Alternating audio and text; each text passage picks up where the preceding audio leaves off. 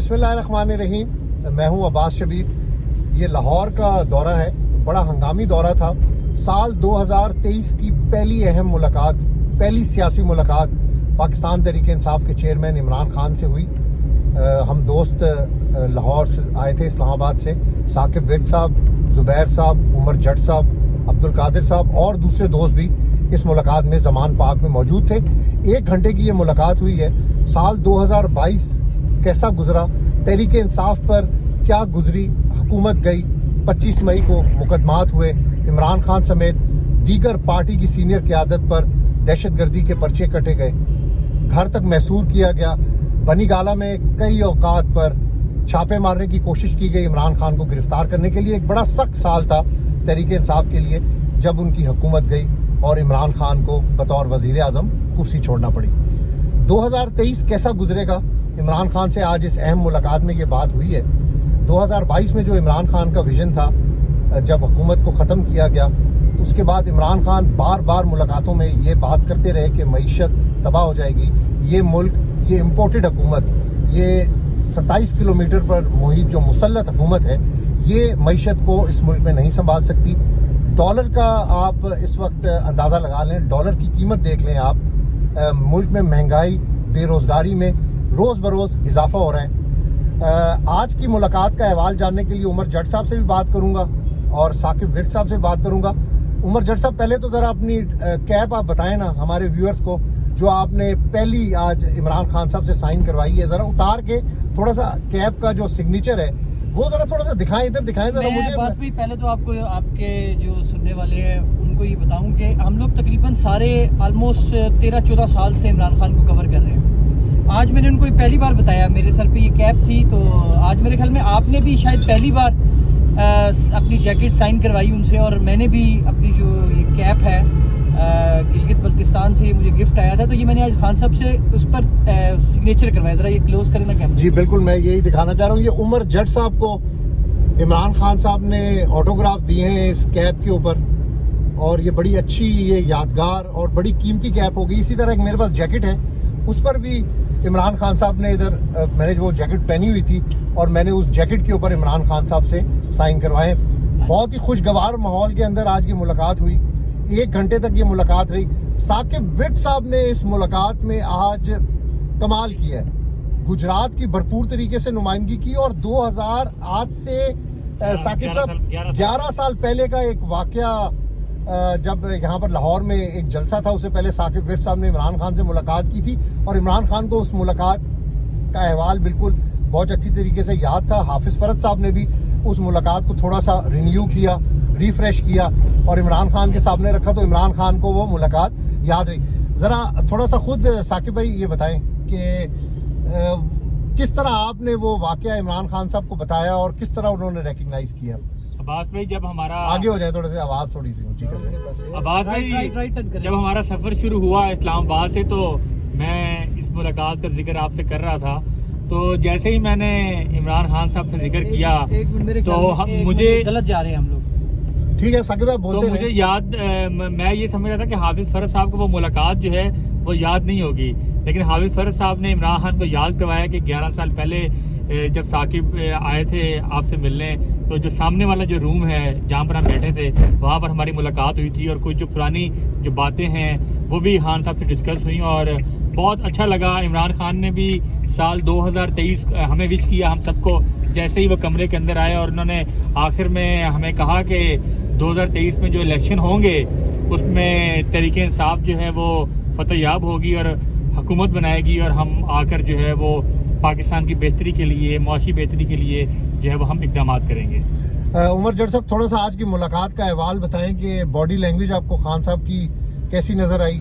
वो बार बार कहते हैं कि एक माफिया से मुकाबला कर रहा हूँ, बड़ा सख्त मुकाबला है, इलेक्शन भी नहीं करवाना चाहते, माइनस इमरान खान भी करना चाहते हैं। माजी की इस्टेब्लिशमेंट के हवाले से भी आज खान साहब ने बहुत सारी बातें की हैं। जट साहब ज़रा थोड़ा सा शेयर करिएगा। देखिए अब्बास भाई, एक तो जो आज की जो मीटिंग है ना हमारी, वो इस हिसाब से भी बड़ी इम्पोर्टेंट थी कि आज 2023 का पहला दिन था। आपने अपने इंट्रो में जिस तरह बताया कि 2022 पीटीआई के लिए बहुत ही मुश्किलात वाला साल रहा, ان کے کارکنوں کو مارا گیا، ان پر فائرنگ ہوئی، ان پر پرچے ہوئے، عمران خان پر غداری کے مقدمات ہوئے، توہین عدالت ہوئی، توشہ خانہ میں انہیں نااہل کیا گیا، اور بہت کچھ ایک ڈیٹیل ہے بہت بڑی، جس کو ابھی مطلب آپ سمرائز کریں تو یہ 2022 ان کے لیے ٹھیک نہیں رہا تھا۔ آج عمران خان عباس بھائی، آپ نے جس طرح ان سے سوال شروع کیے پوچھنا اور مختلف ایشوز جن پر ہم پہلے بھی بات کرتے رہتے ہیں، تو آج بنیادی طور پر مجھے یہ لگ رہا ہے کہ وہ تھوڑا سا بہت زیادہ پہلے کی نسبت اوپن تھے، اور انہوں نے بہت سی چیزوں کا ذکر کیا جو پہلے غالباً نہیں ہوئی، جس میں انہوں نے پہلی بار میرے خیال میں جہاں تک مجھے یاد پڑتا ہے کہ ہم صحافیوں کے ساتھ جو سابق آرمی چیف تھے جنرل قمر جاوید باجوہ، ان کے ساتھ جو ان کی آخری میٹنگ تھی، وہ میٹنگ انہوں نے اس کو دہرایا کہ اس میں ان کے ساتھ کیا کیا باتیں ہوئی تھی ان کی۔ اور آج ایک بار پھر وہ یہ کہہ رہے تھے کہ میری کوئی ذاتی لڑائی نہیں تھی جنرل باجوہ کے ساتھ، میرا ایک اختلاف تھا اور وہ احتساب کا معاملہ تھا۔ اور پھر آج انہوں نے یہ بھی بتایا کہ یہ معاملہ تب شروع ہوا جب وہ ایکسٹینشن کا ٹائم تھا، اور ایکسٹینشن اور میں کہتا تھا احتساب ہو، تو اس ٹائم پہ یہ چیزیں سٹارٹ ہوئی۔ پھر اس کے بعد انہوں نے جو پہلے دہراتے رہے پاک افغان جو معاملہ ہے، پاک افغان پہ اس ٹائم جو سچویشن ہے کرنٹ، اس پر انہوں نے بات کی، اور انہوں نے کہا کہ یہ بہت برا ہو رہا ہے۔ اگر کوئی یہ سوچ رہا ہے کہ دہشت گردی دکھا کر آپ ڈالرز لے لیں گے اور ملک کی معیشت کو آپ استحکام دینے کی کوشش کریں گے، تو یہ محض جو ہے اپنے آپ کو دھوکہ دینے والی بات ہے۔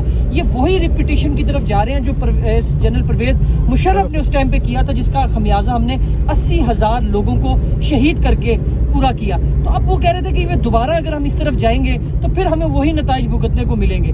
پھر آپ نے اس پر نجم سیٹھی کے حوالے سے وہ آپ اپنے ناظرین کو بتائیں کہ اس پر انہوں نے بڑا کرٹیسائز کیا، اور انہوں نے بڑی بات کی کہ یار یہ جو نجم سیٹھی کی تعیناتی ہوئی ہے، یہ بنیادی طور پہ اس رجیم چینج کے اثرات ہیں جو ابھی تک پورے ہو رہے ہیں، اور لوگ ایڈجسٹ ہو رہے ہیں، ایڈجسٹمنٹس کی طرف جا رہے ہیں۔ ملک کی کسی کو پرواہ نہیں ہے کہ ملک جائے، معیشت کس طرف جا رہی ہے۔ صرف اور صرف دو چیزیں ہیں، یا عمران خان کو مائنس کر دو، اور دوسرے نمبر پہ کچھ ایسا کر دو جس سے الیکشنز بھی نہ ہوں اور یہ حکومت جو ہے وہ قائم رہے اور چلتی رہے۔ تین اہم چیزیں جو ہیں اس ویلاگ کے اختتام پر میں آپ سے ڈسکس کروں گا، چھوٹی چھوٹی چیزیں۔ نجم سیٹھی کے حوالے سے سوال ہوا کہ راتوں رات ایک آئین تبدیل کیا گیا پاکستان کرکٹ بورڈ کا، اور نجم سیٹھی اینڈ گروپ کو کرکٹ بورڈ پر مسلط کیا گیا۔ ایک کرکٹر کو ہٹا کر ایک خوشامدی اور ایک درباری کو کرکٹ بورڈ دے دیا گیا۔ کرکٹر پڑھے لکھے کرکٹر کو رمیز راجہ کے حوالے سے انہوں نے کہا کہ وہ پیسہ بچا رہے تھے، یہ پیسہ خرچ کر رہے ہیں۔ جونیئر پریمیئر لیگ ایک اچھا اقدام تھا، اس پر یہ کرٹیسائز کر رہے ہیں۔ اوور آل انہوں نے کہا کہ نجم سیٹھی کو تو کرکٹ کی الف بے کا نہیں پتا، صرف اور صرف درباری ہونے کی حیثیت سے، نواز شریف شہباز شریف کے حکومت کے خوشامدی ہونے کی حیثیت سے ان کو یہ عہدہ دیا گیا ہے۔ ساتھ ساتھ دوسری اہم بات یہ تھی کہ انہوں نے جب آڈیو اور ویڈیو لیکس کے حوالے سے جب ان سے کوسچن ہوا تو بڑا کلیئر انہوں نے کہا کہ آڈیو ویڈیو لیکس میں میرے وزراء کو بھی کہا گیا تھا کہ آپ کی آڈیو ویڈیو لیکس آ رہی ہیں، مجھے آخر یہ میسج دیے گئے کہ آپ کے بہت سے وزیروں کی، آپ کے بہت سے قریبی ساتھیوں کی آڈیو اور ویڈیوز ہیں۔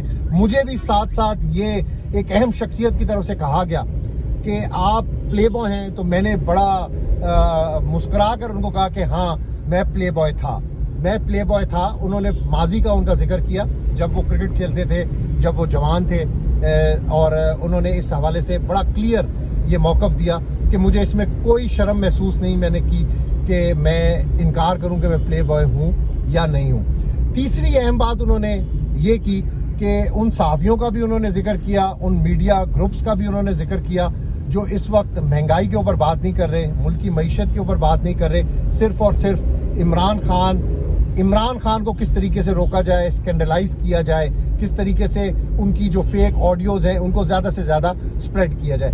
تیسری اہم بات جو ہمارے ویورز سننا چاہتے ہیں، بڑی کلیئر انہوں نے کی۔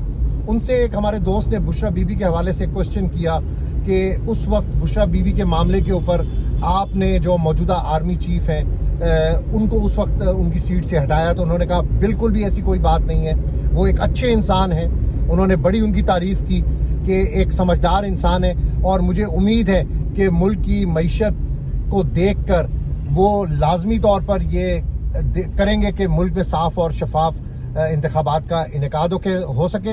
ساتھ ساتھ انہوں نے مریم نواز کا بھی آج کی اس ملاقات میں ذکر کیا۔ جب ان سے کہا گیا کہ بشرا بی بی پر اتنے الزامات ہیں تو انہوں نے کہا کہ وہ ایک پاکیزہ خاتون ہے، برقع وہ کرتی ہیں وہ دنیا دار نہیں ہیں بلکہ دیندار ہیں، 5 وقت کی نمازی ہیں، تہجد گزار ہیں، وہ یہ کرپشن کر کے پیسے کی نمائش کہاں پر کریں گی؟